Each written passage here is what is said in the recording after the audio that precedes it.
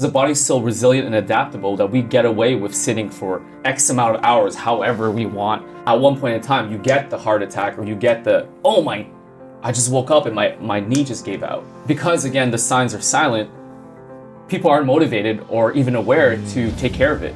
I'm not saying it's too late by the time you have low back pain or knee pain, but it's... I think you gotta have a dream. The School of Greatness. Really?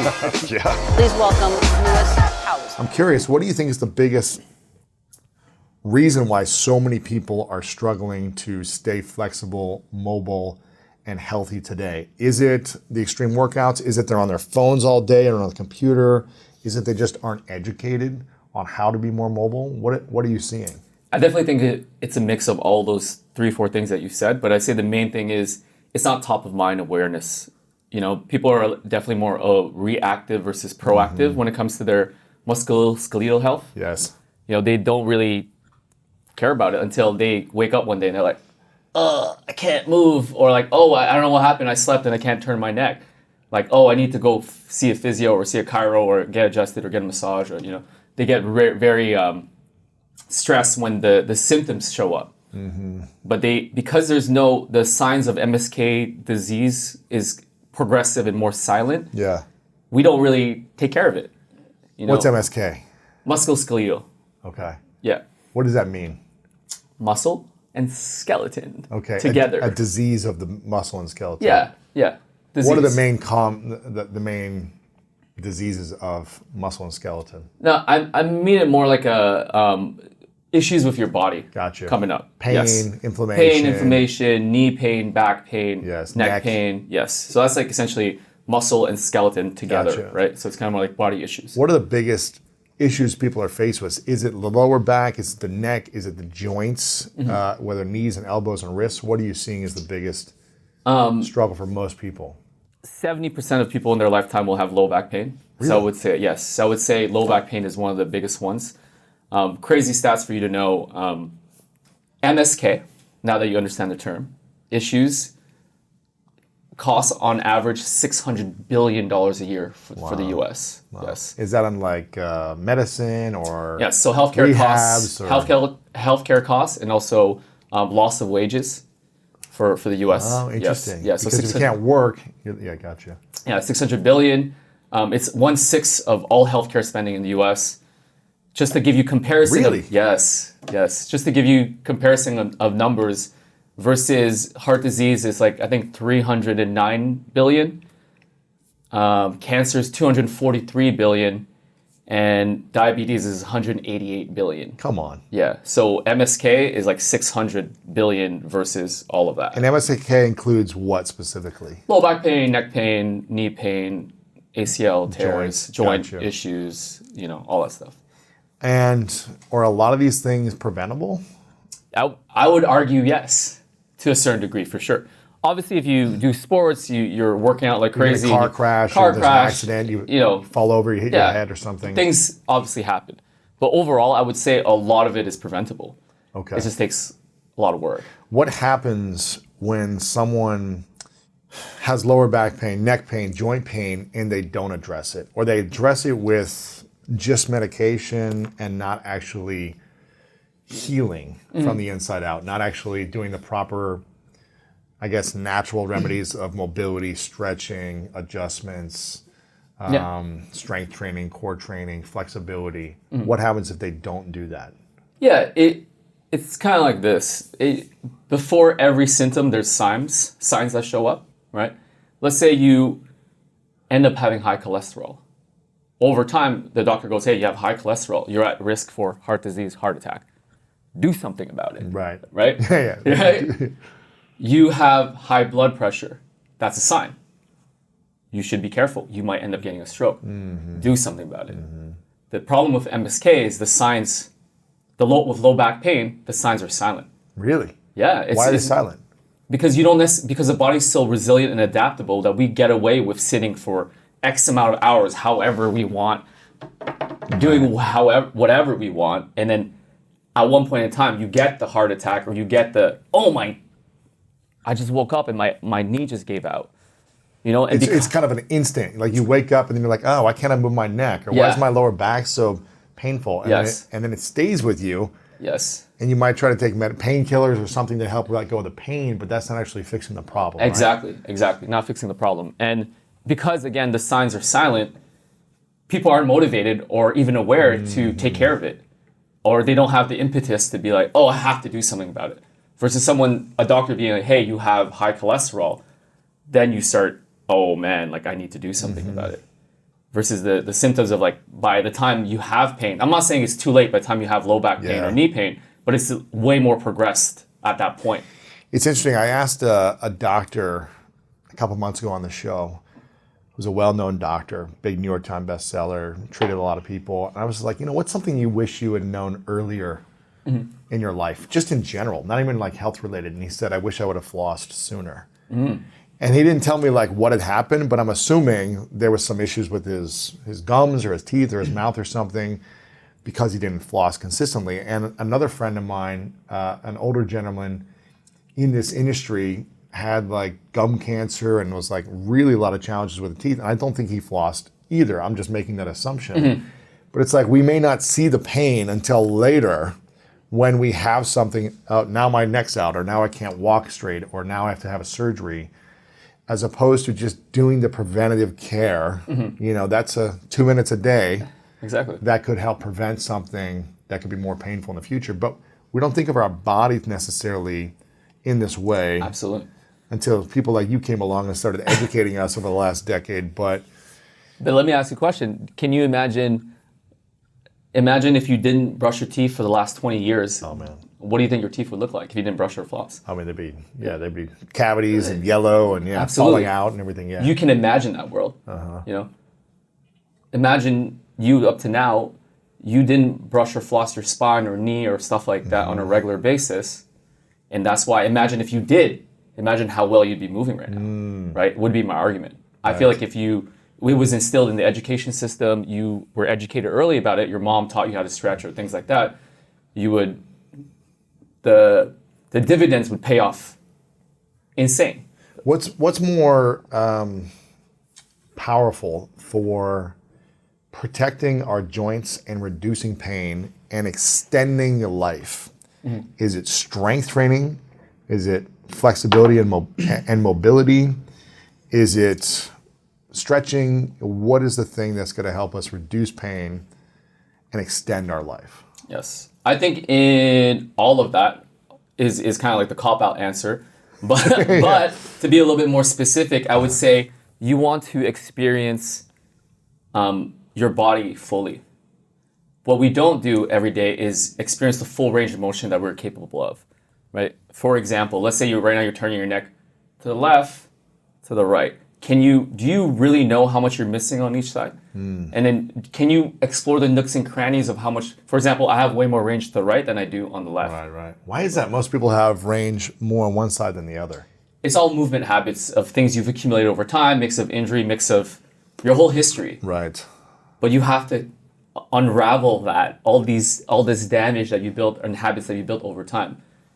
And that is what's going to basically future-proof yourself for the future. Gotcha. Right? And then it's all about exploring the dark zones of your body and learning more about your body.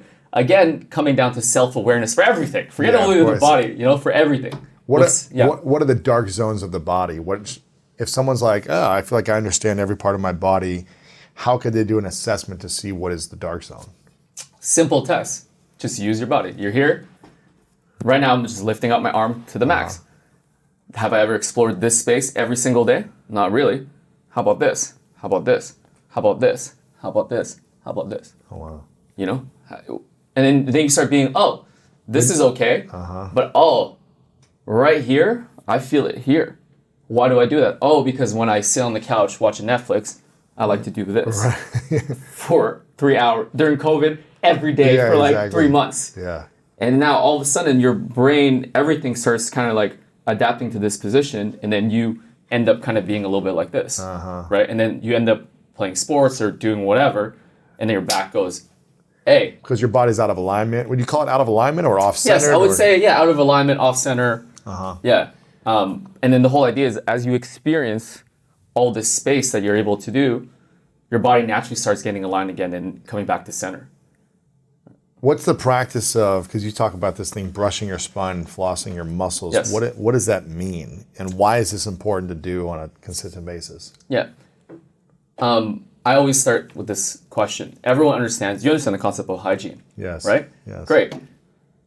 Dental hygiene, skin hygiene, hair hygiene. Every one of those things for dental hygiene is a two-step process, generally. Brush, floss. Agreed? Yes. Great. Some people maybe do mouthwash, which Sure. is debatable if that's good. Debatable. I do it. I definitely need to do that, yeah. When you're talking about skincare hygiene. Soap, maybe a brush or something, yeah. Brush, but generally it's like a moisturizer, cleanser, right? If you're my girlfriend, Kayla, I love you. 14-step process. Yeah, exactly. She goes in. There's like so many things. I'm like, what is this serum? What is this? Exactly. It's serum like just for the cheeks and just for the eyes. Yeah, it's like whoa. And then if it's hair, for example, it's like shampoo, conditioner. Yeah. Generally, right? But what is for example, your body hygiene for your knee? What about your big toe? What about your elbow? What about your shoulder? Would you argue that it's important those things are important to you, your joints? Absolutely. Exactly. So then why don't you think about it every day, but you think about everything else every day, right? And that's kind of like what I want to shift the whole mentality of the world towards. It's like, it's not about like, oh, let's be scared of back pain and neck pain and all these things. No, it's like you should take care of the only possession that you truly own, right, which is your body. And not only your teeth, not only your skin, not only your hair, but the main reason why people take care of those things is because if you don't brush your teeth, someone's going to tell you. If your hair look crazy, someone's going to tell you. If you look at you didn't shower in a few days, someone's going to tell you. Yeah, and if you don't take care of your body's going to tell you eventually. Yes, eventually. Yes. And that's the problem. It's the eventually part. But there's no warning signs. There's no dirt collecting on your back, but it is collecting. And that's what I'm trying to do. It's collecting in your muscles and your spines and your joints. Essentially. Right? So tension, habits. So what's the thing that people should be doing on a daily basis? Is this a thing they do in the morning, in the afternoon, at night? If they only had 5 minutes a day or 2 minutes a day, what would you recommend? Yeah, I would recommend get my book and then learn about what you need to do. But I've essentially assembled 12 movements that is essentially going through your whole body. And if you're doing the whole 12 movements, it would take you, give or take, 15 to 20 minutes. If you start to learn your body and go, hey, listen, I actually don't need this part. I only need the front of my teeth. You know what I mean? Or like basically, essentially, like I only need my ankle, or I only need my left shoulder. Then you can reduce it down to 5 minutes a day, for example. Okay. For me personally, I have a habit of how I sleep is I kind of sleep in a banana like this. That's because of how my nostrils flow, and it's my preferred position. To breathe. Yes, to breathe. So imagine brings you back to childhood. yeah, exactly. So imagine if I'm here like this for 8 hours. Yeah. Right? What I need to have my body experience when I wake up is the other way. The other way. So my routine every morning is I need to open this up, right? Or I could fix the way I sleep, but I don't want to. Yeah. So I would rather just do the homework and have my body open up in this direction every day. If there were only 4 movements people could do on a daily basis, and they're like, I'm not going to do any of this other stuff, but give me 4 things I could do. 4 movements, whether it be my neck or my back or my legs. What would those 4 movements be? Yes, so I would start with actually funny you say that, a full body movement, but it does everything. What is it? It's called a gears movement. I learned it from this man called Gary Ward. Okay. I love him to death. He's amazing. And essentially, do you want to see it right now? Let's see it. Okay, let's see it. So you're basically bringing your arms inwards like this. So, okay. Yeah, inwards. And then when you're doing this, do you notice how your thoracic spine, essentially your mid-back, is flexing? Do you feel that? Yes. Right? And let's just experience that. And then turn your arms out and see how now your thoracic spine is extending. You feel how your arms are driving that motion in your spine? Yes. Yes. So I want you just to connect that. Great. And now this is opening up your mid-spine, right? And then now what I want you to add is I want you to notice how your head naturally will drift forward if you turn your arms. Yes. Great. Am I trying to like squeeze my back when I pull it here, or just let it naturally? Yeah, I would say squeeze your back a little bit, stretch a little bit. Yeah, stretch it, yeah. And what does this do? This is basically essentially oiling up your whole body, opening up. Yeah. And then from here, when you're opening up your arm like this, you want to chin tuck, right? And now you're going to get full range of motion in your upper body. So this is going to help from essentially your waist up. Yes, from your waist up. And there's a version like this standing up, but I decided to just kind of get into it from here. But this is a great exercise for you to do if you're sitting a lot at home. Interesting. You know. So you do this just like a few times. Yeah, 5. Imagine you do 5 this times. every half an hour. You do like 5 reps. Really? Takes you literally 5 seconds. What should that do? Will it prevent? Will it make you more flexible? Will it release the pain? What will that do? It would definitely just like it's a habit situation. So imagine you're stuck in this for 7 hours a day. You know, I mean, I'll get into how much people sit a day, which is insane if you look at the numbers.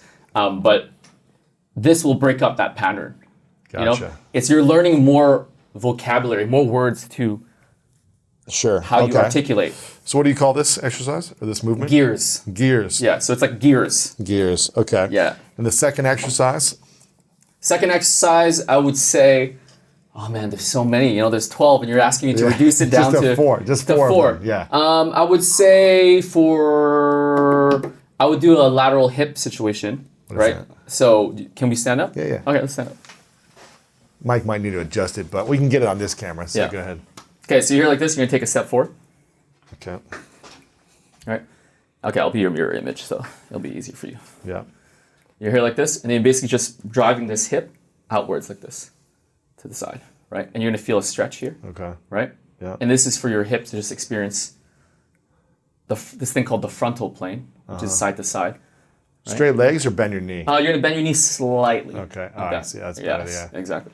Slightly, and then now if you want to make it a little bit harder, you're gonna reach up. Okay. What is this going to help me do? This is gonna help you walk with a little bit more of a model strut, you know? Okay. Yeah, but essentially this is gonna help your hips, especially for walking. I know you run a lot. Yeah. You know, for marathons, this is gonna help you as well. Okay. Right? And you All see, right. even when you're doing this side, you're bailing out a little bit. So you're kind of cheating because you're kind of like leaning forward. So stay straight up Yes, to the side. yes. Okay. And switch sides and see, just to see which side is easier for you. Do you have a side that you feel is harder? I don't know. I'm just sore in general, so they're both. Which one's harder? I don't know. Yeah. You would tell me. Okay, do it again. Good, and then switch. Let me see. Yeah, probably this one, because you have to be a little more okay. straight. Yeah. So you see how you bail out? Yeah, so you yeah. rotate. Yeah. Yeah. Oh man. Yeah. Yeah. So that's the true. Okay. Yeah. All right. So that's number 2. Number 2. Okay. Number 3, we got. Let's do another one sitting down. Yes. Right. Make it easy. It's called a chin tuck. Right. Okay. Very easy to do. A lot of times when we're sitting at our desk, obviously our head starts drifting forward. Right. Forward head posture, technique, whatever you want to call it. And over time, we start moving from our upper cervical, so the top of our neck, right? Yeah. So you're here like this, and we no longer use the bottom of our neck, the lower cervical, and that's why people over time develop this hump. Interesting. You know how like people have like the hunchback? Yeah. You don't want that. Yeah. Right? You don't want to overuse the top of your neck. You want to start articulating the How bottom do you of your know neck. when you're using the top or the bottom of the neck? If I would put my hands on you, I'll show you in a second. Okay. But like let's do this. Okay, you're gonna look up. Right? From here? Good. And now you're gonna retract and do a chin tuck, right? And now you're gonna look up from here and then see how far you can go before you lose range of motion. Right? Just like looking. Yeah. Exactly. Good. Come up. Good. Oh my god. Exactly. And we're gonna do it again, slow chin tuck. And now this locks your neck in, and you're forced to use a little bit more of your lower neck. Do you feel that pressure here? Yeah. Exactly. Right. So how do I basically create more motion in this zone of your spine that you don't use on a regular basis? Oh my gosh. Great. So how do you do that? You're doing it right now? The chin tuck. Yeah. Yeah. You do chin a chin tuck, and you would essentially look up, and then you're basically locking yourself, preventing you from cheating. Oh wow. And now you're moving the bottom. You use a lot of your upper back a lot too. It's like Yeah. kind of strengthening there. Yes. Wow, interesting. Yes. Because the body likes path of least resistance. Yeah, so it's So just if- this, I'm not using my back at all. Yeah, you're just like, oh yeah, cool, like yeah, cool, like let's, Bobblehead guy. yeah, let's do this. You know, and over time, you know, you start losing, you know, your brain starts losing perception of your lower cervical. Interesting. So then you don't use it anymore. Interesting. Okay. Yeah. So is there one more from the seat we can do? One more from the seat. I would do a thoracic spine rotation. You know what? Actually, it's not from the book. I'll give you a special one. Really easy. Yes. Okay, you're gonna cross your arms like this. So, arms over your shoulders. Really simple. You're basically just going to move your elbows to the ceiling. Point your elbows to the ceiling. Oh man. Yep. And that's just a straight up thoracic extension, mid-back extension. Is this something that would help people if they have back pain to kind of like release that pain or to just strengthen it, or how? Yeah, is it? so this would essentially mobilize a dark zone, which is the mid-back, That's right. which in turn will help alleviate pressure in your lower back. Interesting. Yeah. Okay. Because you will no longer use so much of your lower back. You're going to be using... Your middle back and all your back. Yes. all your back. Interesting. Using all of it. Yes, exactly. Right. And did you know, this is like fun stats that I was like, researching to prepare for this. 1 out of 4 people sit for work. How long? On average, including sitting at home, they sit on average 15 hours a day. 15 hours. 15 hours a day. And then you're probably sleeping for 7 or 8. Yes. And during COVID, people were sitting for 2 hours more. So 17 hours a day. Oh my gosh. And then they're sleeping the rest. So you think about... There's no movement. What happens to the body when they're sitting or laying down most of the time?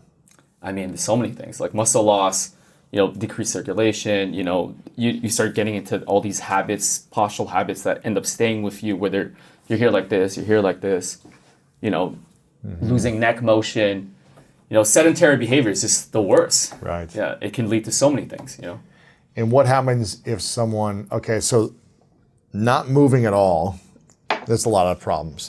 What happens if someone moves too much? Is there such a thing as Yes. like either I'm working out too hard, I'm stretching too much, I'm not relaxing enough? What happens then? Yes, I mean, then it's overuse. Okay. So you have an overuse situation, right? And then what I preach all the time is it's all about like movement efficiency. It's like, how do I make your body more efficient at moving, using your whole body versus only using a specific part? Mm-hmm. Let's talk about overuse. Do you play tennis or no? A little pickleball recently. Oh, pickleball. I love it's pickleball. fun, right? Yeah, pickleball's fun. I totally suck at it, but it's so much fun. But for example, let's say you end up getting tennis elbow. Okay. So one of the ways to go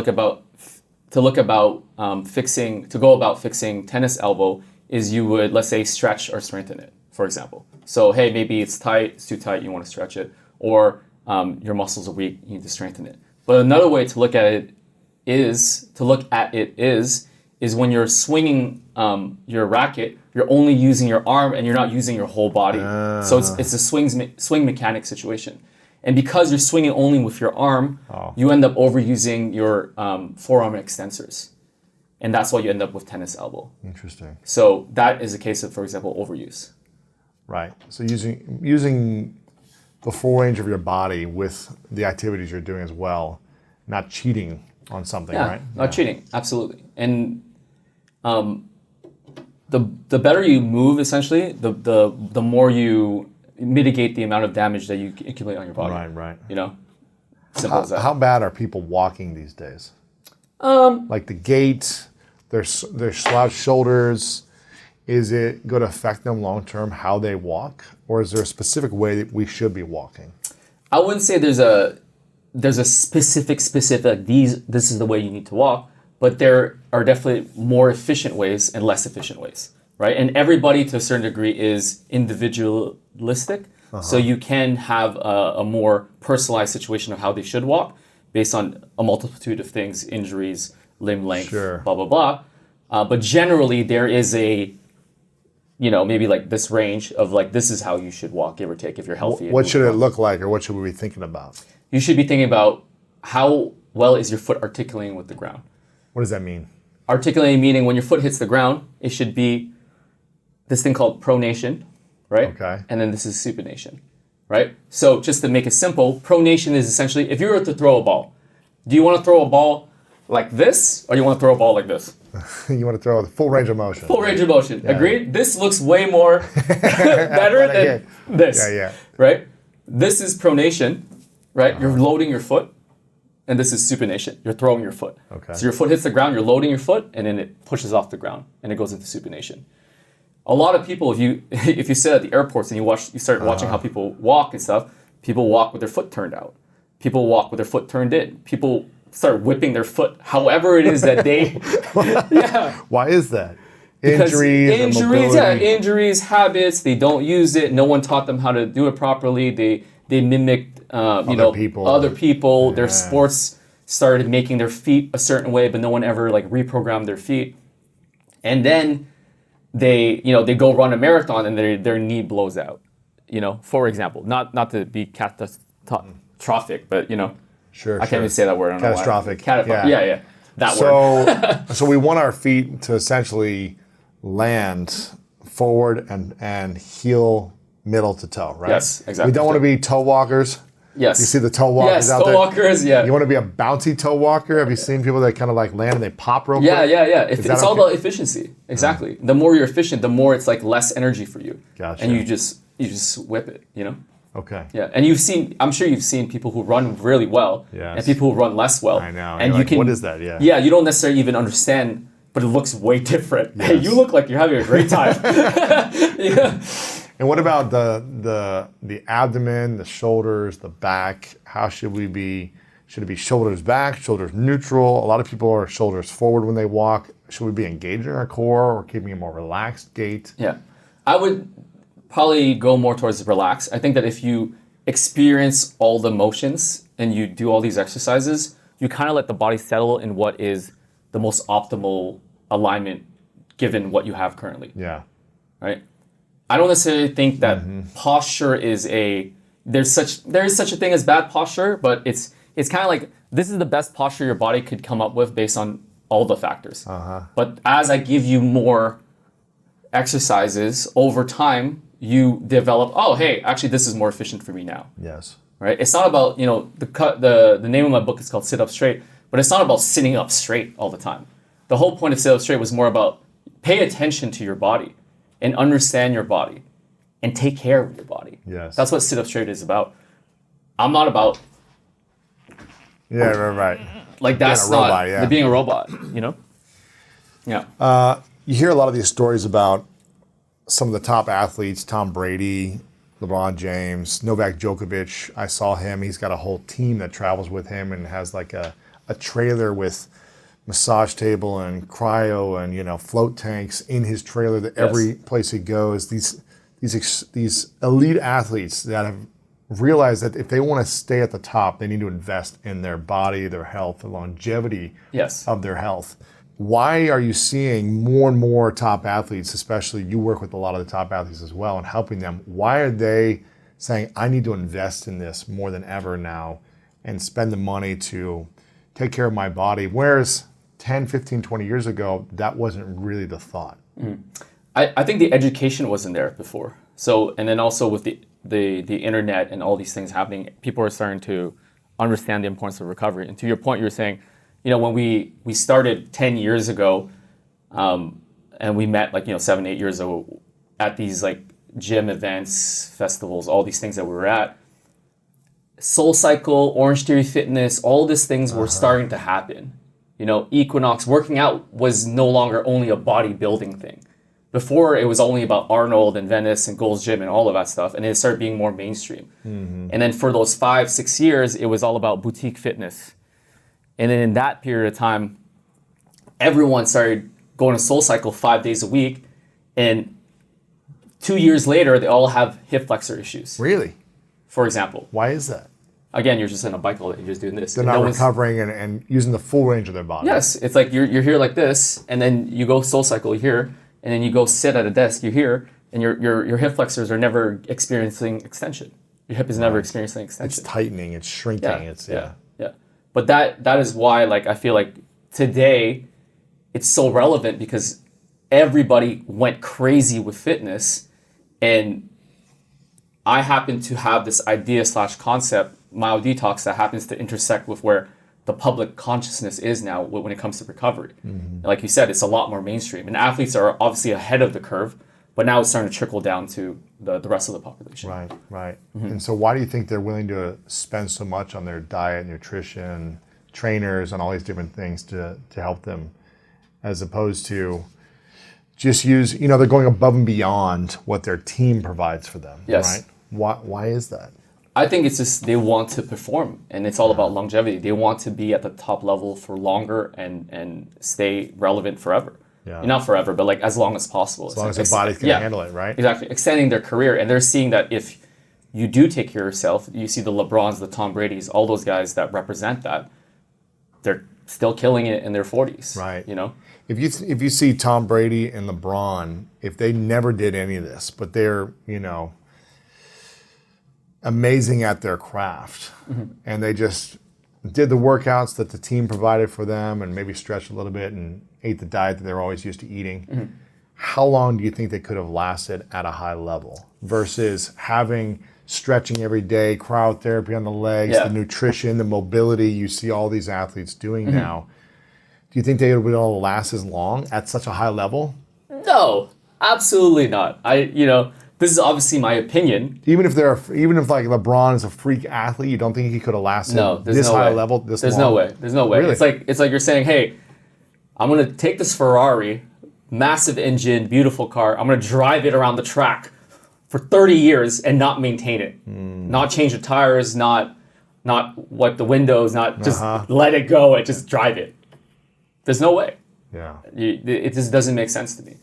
They would not be able to maintain that level of performance and longevity. Is there any athletes, and you work with more than elite athletes, you work with, big entrepreneurs and people that are up to big things in their life. Is there any case studies that you've seen from some of these individuals who had massive transformations? Or is it more of just like, listen, you are preventing so much by doing this and you're increasing flexibility? Or have you seen people come in with a lot of pain and walk out eventually with completely transformed? Yeah, I mean, I've been a physical therapist for like 15 years now, and then pulling from I've seen thousands of bodies. Like it's giving me PTSD. How many people I've treated in my career, and yeah, there's so many night and day transformations that I was luckily been able to be a part of. One example that I actually said on our podcast recently, there's this one guy when I flew down from LA. This is when I was kind of like new in Instagram, and then this one follower was like, hey, I have shoulder pain. Like, I'm scheduled for surgery next week. Like, what can I do? And I was kind of like up and coming, and I was like, hey, I'm in LA. If you want, I'll see you for free. Like, I just want to help you out, give you advice. And he's like, cool, let's meet up. So we met up in Venice, somewhere in Santa Monica, I forget.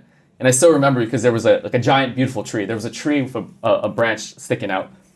And then I was talking to him. He was like, hey, I used to be in the military. Things hurt, and I never really took care of it. The army killed my body. I am scheduled for surgery next week. And, I just really want to avoid surgery.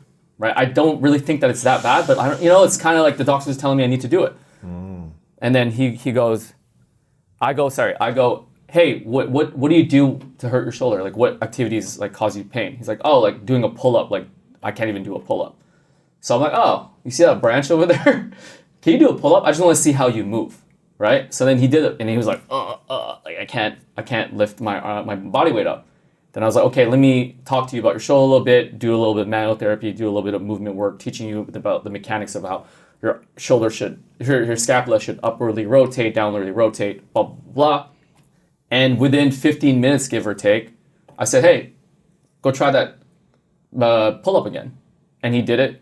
He was like, and he looked at me and he almost cried. He was like, are you serious? And I'm like, yeah, it's kind of just like it's very simple if you kind of understand how things work. It's just because the human body is the knowledge is so low across the board, and it's always been kind of like kept secret in our industry. I feel that it's like, and it's not available everywhere for everybody. Yeah. So then people resort to easier methods such as surgery. Right. Or you go see a surgeon. Which is not easy, but the recovery takes a while. But you don't know the information on how to optimize your body and try to heal it naturally, right? Exactly. And then he ended up canceling surgery. Really? Yeah. He didn't go.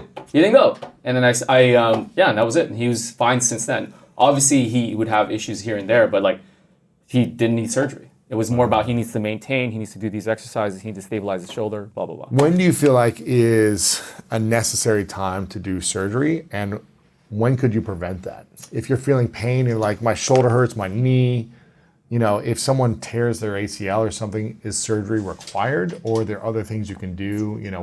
What is it? Back surgery, neck surgery, all these things. Yeah. Surgery to me is always last resort. Push it as far as possible. Because the minute people start cutting into you, things are very different for me to help you, or a therapist to help you, deal with the issue. When it comes to, I would say, an ACL tear, it's kind of depending on the case, but generally, if you want to return to sports, usually you would probably have to get ACL reconstruction. Really? Right, yes. right. Yeah, most of the time. ACL is a little bit more. You break something, you tear something in a bad way, you're probably going to need it. Yes. But if it's more like a acute / chronic pain, hey, listen, that feels off. There's so many things you can do about that. Hey, like when I'm walking upstairs, my knee hurts. Going straight to surgery is kind of right. Don't do that. Don't do that. Yeah. What made you want to get in this industry in the first place? So funny enough, and this is a crazy story. I was a Asian nerd growing up. Oh, obviously. really? Yeah. Oh, I thought you were white. Super nerdy. I was super nerdy. Asian nerd. Yeah, Steve Urkel? Yes. Imagine that, Yeah, but yeah. Asian. Yeah, okay. Right? So I would... Growing up in Canada, right? Growing up in Canada, yeah. So I'm originally from Montreal.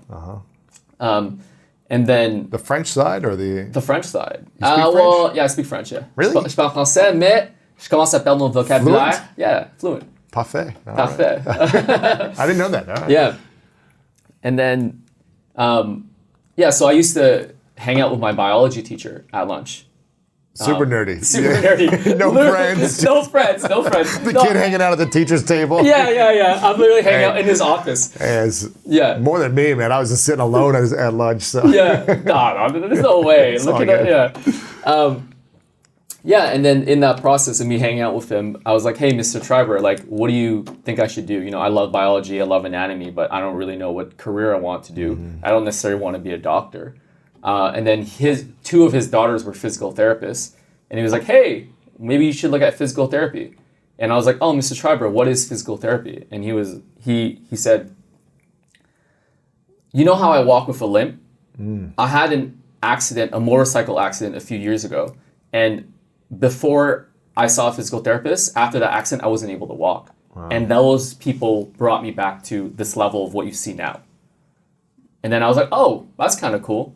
And I kind of just took it as advice and kind of kept going with my life, and then ended up in physical therapy, right? In college? In college, yeah. This was high school? This is high school. Yeah. Yes, this is I was like 16 or 17. Okay. Fast forward. Taking kinesiology. Yes, kinesiology. Exactly. So I ended up going to McGill University, graduated at 23, ended up having a tumor in my neck, which we can go into at some point if you want. It was a crazy story. But 25 years old, 2 years out of physical therapy, I was working at the Jewish General Hospital, and I was on the post-op knee and hip surgery ward. So I'm walking around, fresh face physio. Yeah, like let's seize the day. And I go to the door, and there's this kind of like a board, right? And then it's written Mr. Triber on it. And in my mind, I'm like, oh, hey, like that's my biology teacher's name. That's interesting. But I didn't even think about him being him. This is like 10 years later, give or take. So then I walk into the room and I realize, oh my God, my patient is Mr. Triber. He had double knee surgery, right? And I was his physical therapist. No way. No way, yeah. Did he know that you went into physical therapy? Or? Yeah. Well, I don't think he remembered. Wow. But I went crazy because I went a little... Dude, I remember you. Yeah. I went a little... This is a really funny story because I went like full on fanboy, It's like, oh my God, Mr. Triber, you're the reason I'm a physical therapist. And he was like... He's like, I just had surgery, man. Get out of my face. Literally. He was actually... Who are you? Yeah. He was actually hopped up on drugs. Oh, he was funny. Post-surgery. And he was just like, what are you talking about?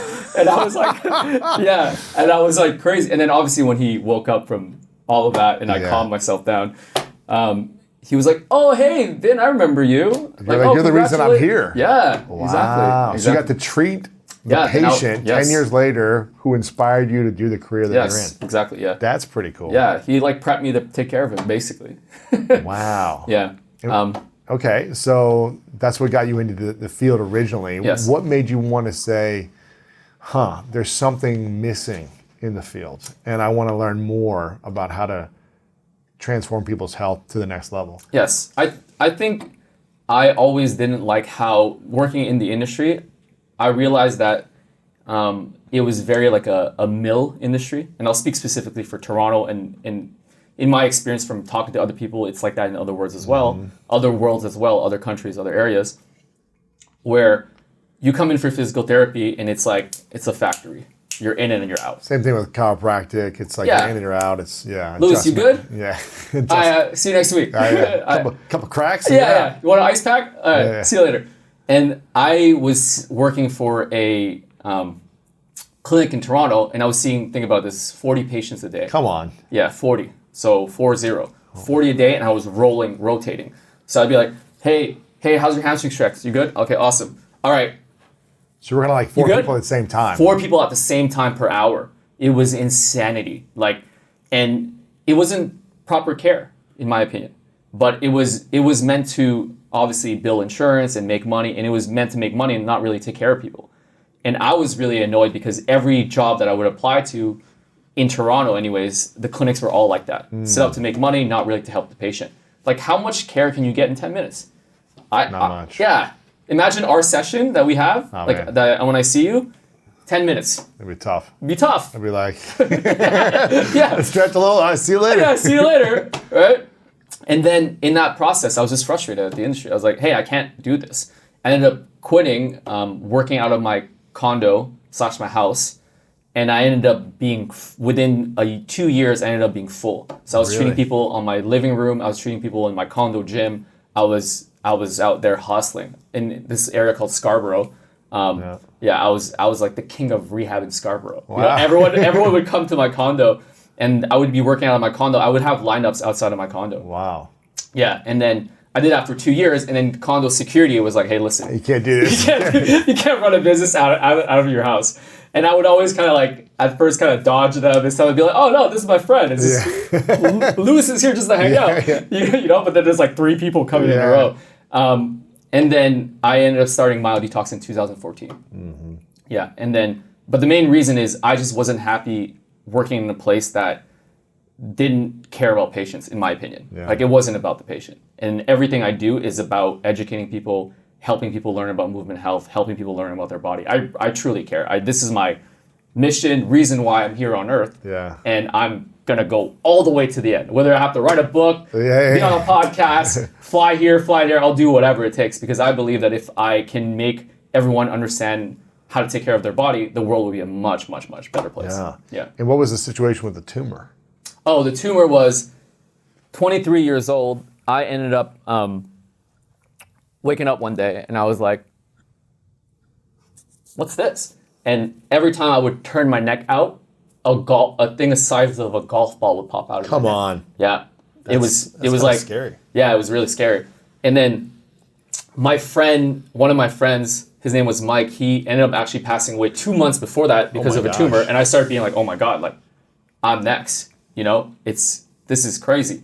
In that process, it was a crazy process. I ended up going to see the doctor. The doctor said, hey, listen, you're actually going to lose your voice. It's the tumor is like, in your vagus nerve. It's like your left recurrent laryngeal. You're going to be paralyzed from the left vocal cord.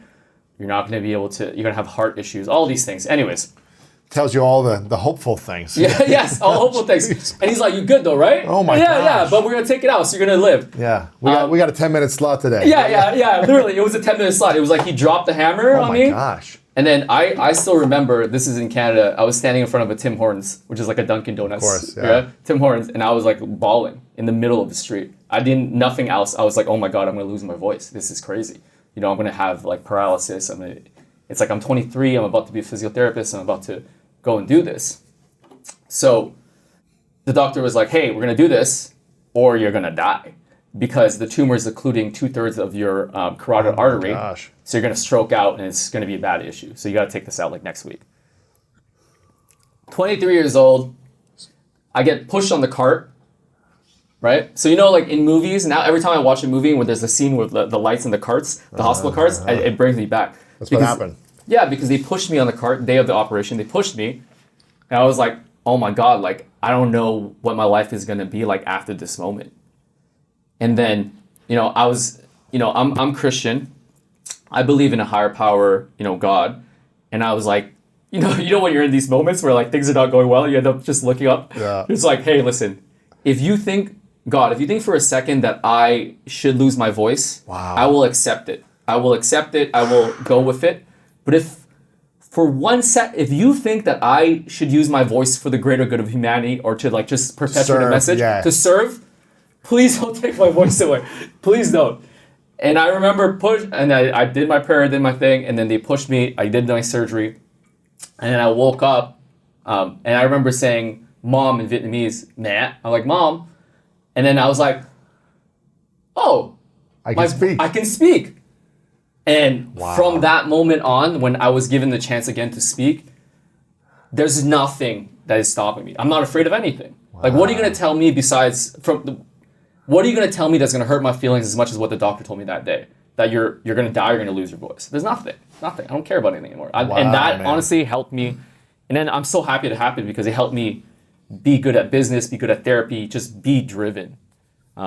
So yeah. Crazy, man. Yeah. I mean, I remember having surgery on my wrist, and it's you just have to surrender. You trust. Hopefully, people are going to be able to take care of you, and hopefully, they're having a good day and they do the right movements, and everything works out okay, right? What happened to your wrist? I broke it playing football, and here's the thing: I broke it twice. I broke it in high school, and I never had surgery on it, and I just kept playing on it, so it was just in pain, and it never fully healed. Until 6-7 years later, I broke it again. And it was always just kind of like hurting me, right? But I just played through the pain, and I broke it again. And then I played another 2 months on it, broken. But I had X-rays, and the doctor was like, "Yep, there's the break in the wrist." But it's like a bunch of little bones, I guess, in the wrist. Yeah. So it was like one of the bones was broken. He's like, and I go, "Well, can I keep playing?" And he kind of looked at me like I was crazy. He goes, "Well, I don't know if you could hurt yourself more, but I wouldn't recommend it. But we need to do a surgery as soon as you can, essentially." And then at the end of the season, I had the surgery. So they did a bone graft from my hip to my wrist. And it helped some, but it kind of like the range of motion never fully came back. Even with a lot of the therapy that I was doing, it just never fully came back. But a lot of the pain went away. It still kind of hurts every now and then. But And how much do you think, you see how like such a small, not small, sorry, an injury to such a small part of your body. Small little bone. Can affect your life in such a huge... Man. Everything. Everything. The way I work out, like I can't do push-ups fully without being on my knuckles. Like, it affects everything. Sometimes carrying heavy weights or whatever. So exactly. Yeah. And that's where I think it's so important because so many people are living with so many issues and it really ruins their life. Yes. And if the whole industry was better and then the whole self-awareness of the world was better on how to take care of their body, there would be obviously still situations like that, but way less. And maybe, if you had seen I'm not saying that those therapists weren't good, but maybe it could have been a better rehab process for you during that period of time, and maybe you wouldn't be worse off right now. Right, exactly. But Why is it harder for us to recover when we're older? But it seems like when we're younger, we can run around and get hurt and recover so much faster. I mean, this is aging, man. This is like your recovery, your hormones, like everything just kind of goes downhill when What can make us feel like we're younger in order to recover when we're older? What is that process? Is it supplements? Is it diet? Is it nutrition? Is it the stretching? Is it everything you talk about in your book? Or is it just going to take longer to recover when you're older? I would say like you want to mitigate as much of that as possible, aging as possible, by essentially doing everything you just said, which is eating healthy, which is annoying, which is taking care of your body on a regular basis, which is annoying, which is working out regularly, which is annoying.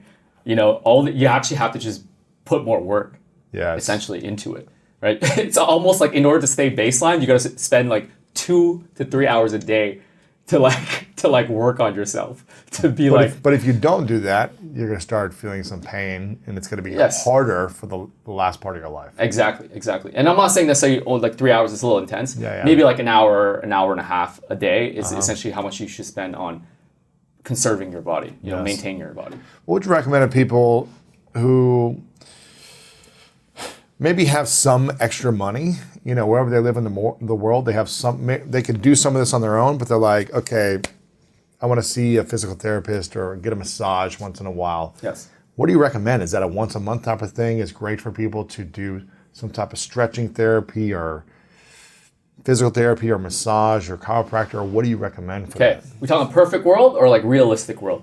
Tell me both. Okay, let's start like perfect world. Yeah. Let's say I was building a plan for you, Lewis. Yes. Okay.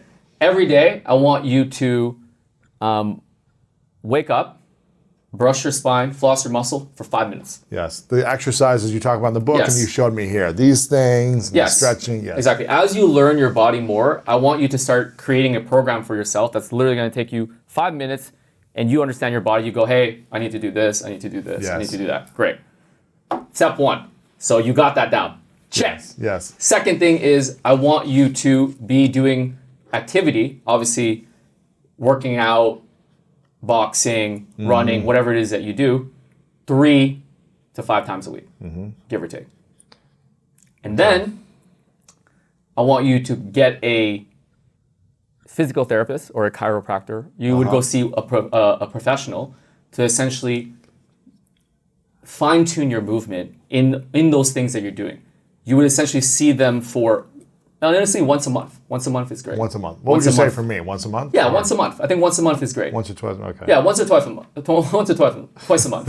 Yeah.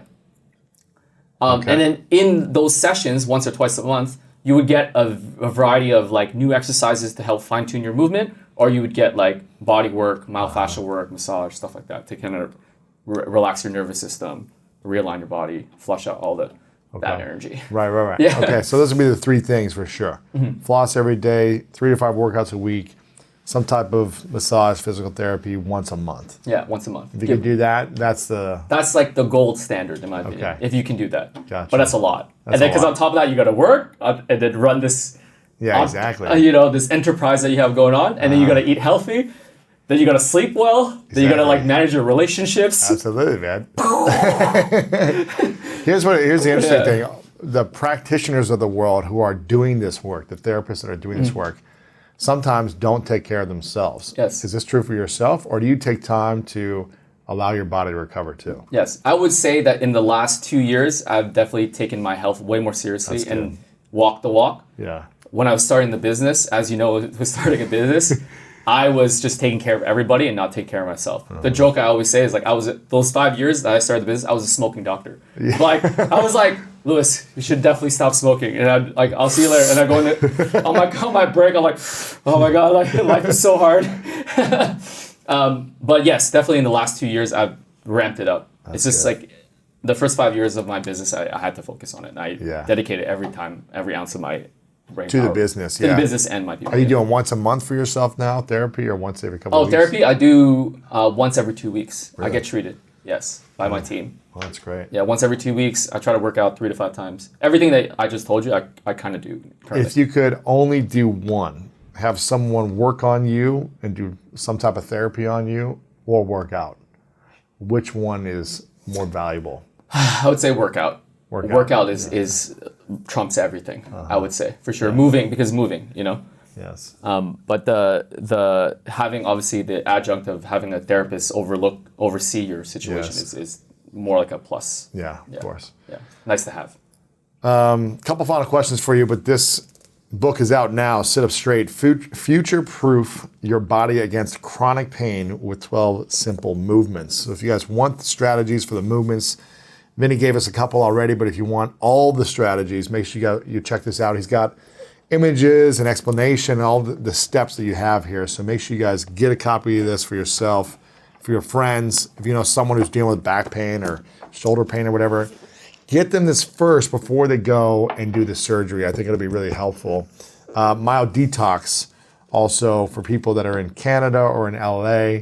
You got Mild Detox facilities. They also have an app coming out, I think. Yes. Which will teach you and show you how to essentially see where's the pain and how to then future-proof it yourself through these strategies and advanced techniques. Yes. So I think that's coming out soon, right? Yes. So the whole point of Mild Detox, the company, is how do we push this idea of movement health to the world? Yeah. Again, you understand dental health.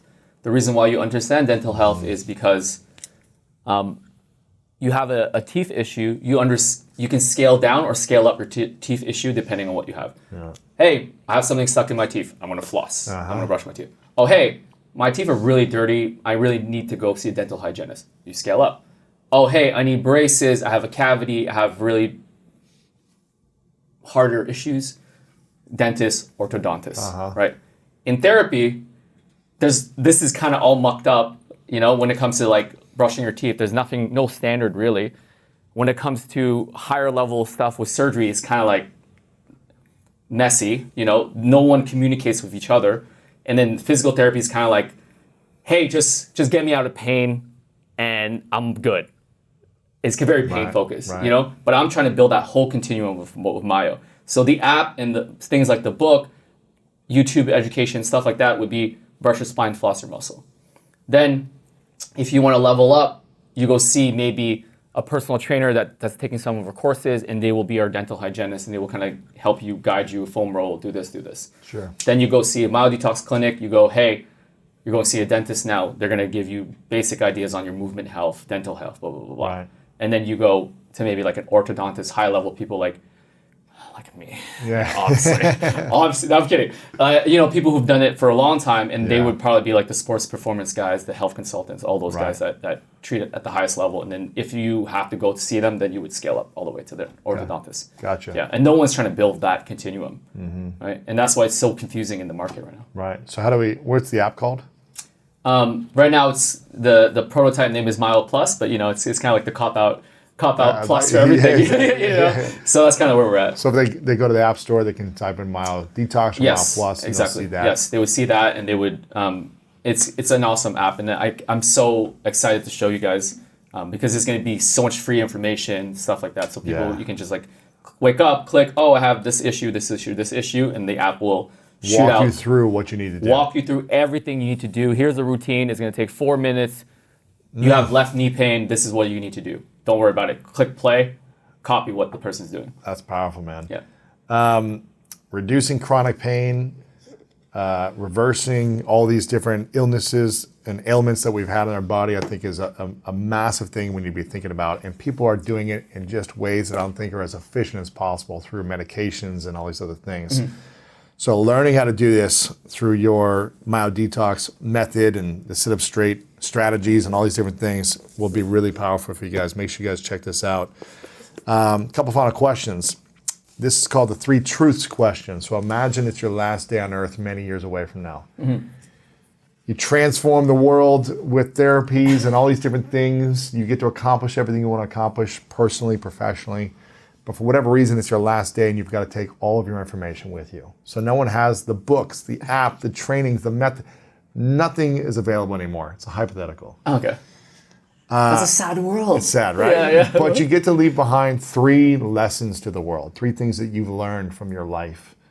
I like to call it the 3 truths. What would be those 3 truths for you that you'd share behind? I have so many, but do you think it should be more from a therapy perspective or more from a life perspective? Either one. Either one. Okay, let me go with life. Because therapy perspective, we can go so far in so many advice.